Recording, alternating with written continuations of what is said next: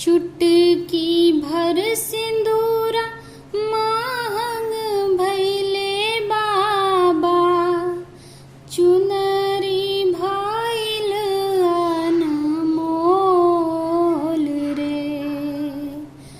चुटकी भर सिंदूरा महंग भैले बाबा, चुनरी भइल अनमोल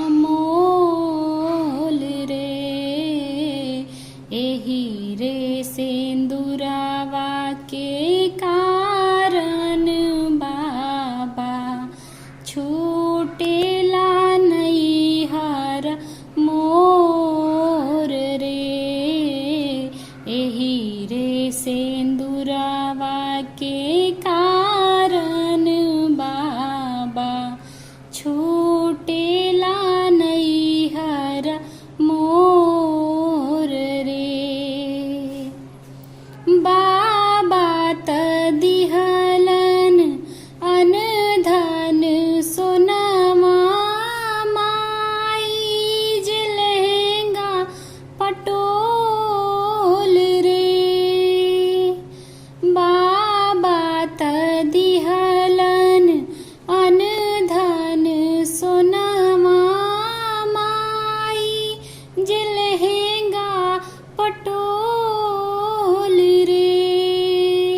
भैया त दिहलन चढ़ने के घोड़ावा, भौजी जे अमर सुहाग रे।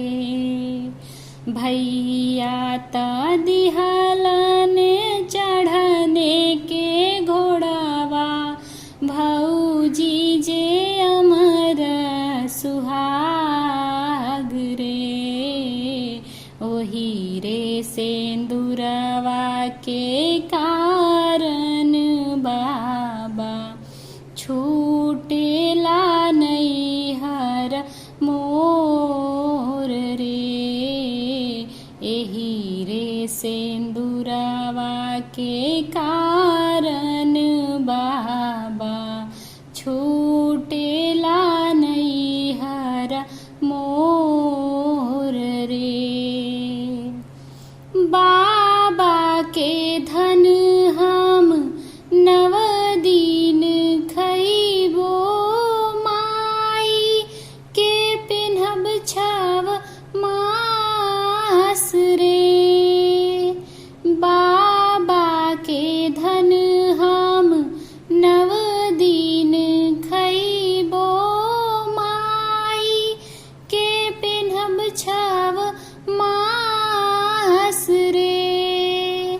भैया के घोड़ा हम नगर घुमइबो, भौजी के अमर सुहाग रे। भैया के घोड़ा हम नगर घुमइबो, भौजी के अमर सुहाग रे।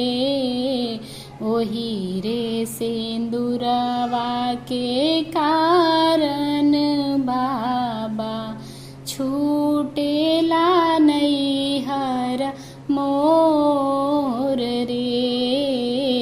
एही रे सिंदूरवा के कारण